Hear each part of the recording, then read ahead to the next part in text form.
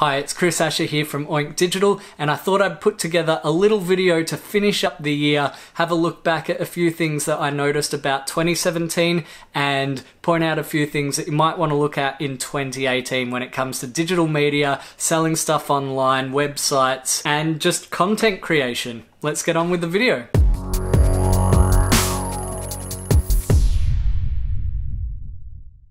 So starting with 2017, the first thing is Facebook video. Facebook have been pushing video over 2017. They're going to be doing it even more in 2018. So if you want your posts to show up in Facebook, try and make a video post and the algorithm will tend to push that a little bit more because Facebook and YouTube seem to be competing in the video space at the moment. Especially when it comes to the next thing, which is YouTube and live streaming. Live streams have been really big in 2017 on YouTube since they brought it to mobile devices, something that Facebook's had for ages really. And YouTube have been pushing live streams because people seem to watch them for longer. They can post on the live chat and interact with the person that's streaming, and that just creates a much more engaged audience. So YouTube have been pushing live streaming, Facebook have been pushing video content. Really comes down to video content in 2018 is really going to be important on almost any platform. I mean, Instagram, I've posted video content on there and the video content seems to get a bit more traction than just photos from this type of thing that I post. Next up is sort of Australian news. Amazon launched maybe not even a couple of weeks ago now, and that means that there's going to be a lot more people selling online through Amazon using an FBA account, which is fulfillment by Amazon. So you send your product to Amazon, they store it, and they just do the fulfillment for you. A thing you want to do as a retailer is, if you're a retailer in Australia, you need to be sending stock to Amazon and working on optimizing that content for Amazon's website so that you get found. The good thing about that is you don't have to put all of your stock on there, just find a few of the popular things that people seem to search for and are more likely to buy online, send it over there and gain sales from over there. And this is probably going to see a little bit of an increase in 2018 in drop shipping from Australia because you can use Shopify accounts that link up with Amazon and sell through Amazon and drop ship.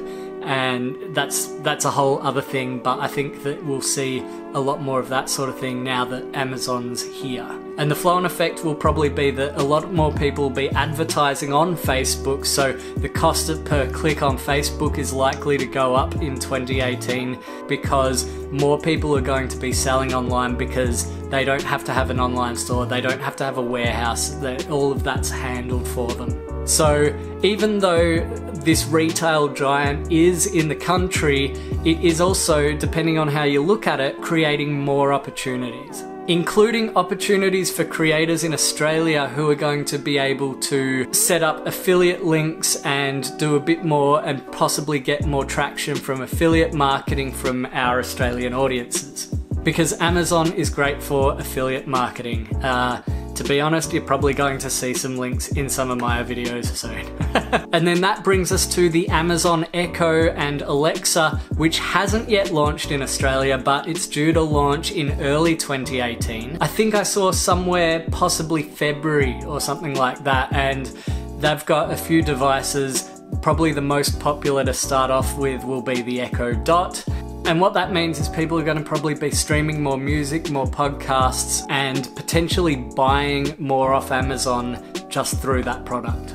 Speaking of smart speakers and streaming, the Google Home launched this year, and just a month or so ago, the Google Home Mini launched, and the Home Mini, I actually have one behind me.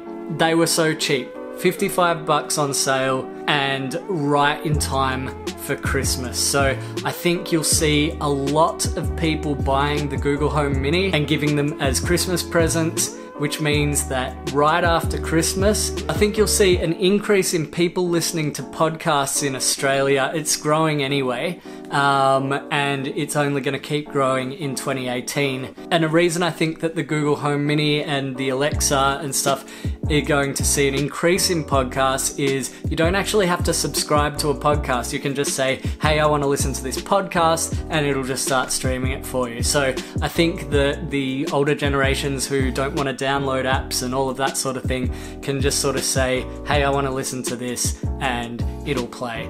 And finally, the last thing that has just sort of been rolling out in the US at the moment is for Google Home Services. And this is targeted towards service businesses. So if you're a plumber or an electrician or a locksmith, Google have started screening providers and service businesses, and you can get Google Guaranteed.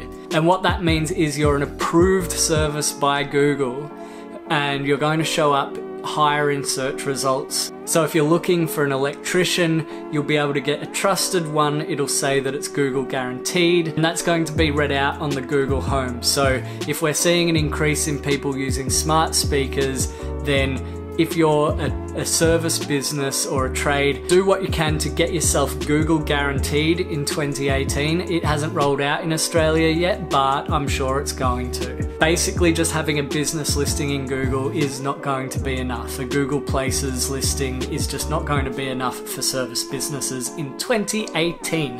And that's where I'm going to leave this video. Thank you guys for watching. I hope you found this useful. I hope you found it interesting, and I hope you've started a list for 2018, some of the things that you're going to get started on with promoting your digital media, creating content, working on your website and stuff like that. One of the things that I'm going to be doing, if you saw the last few videos that I did with Mark, I'm starting a podcast with Mark early next year. We've been working on the branding, we've been working on, well, I've got to get the website done. There's heaps to do, but it'll be a really interesting podcast, and I'm really looking forward to creating what I think is going to be really helpful content to any sort of business owner that wants to boost their marketing, improve their performance on their website, and just get general advice about business content strategy. So thanks again for watching. I'm taking a few weeks off from the scheduled videos. I might upload something somewhere, I don't know, but hit subscribe, and I'll see you guys next year. Take it easy.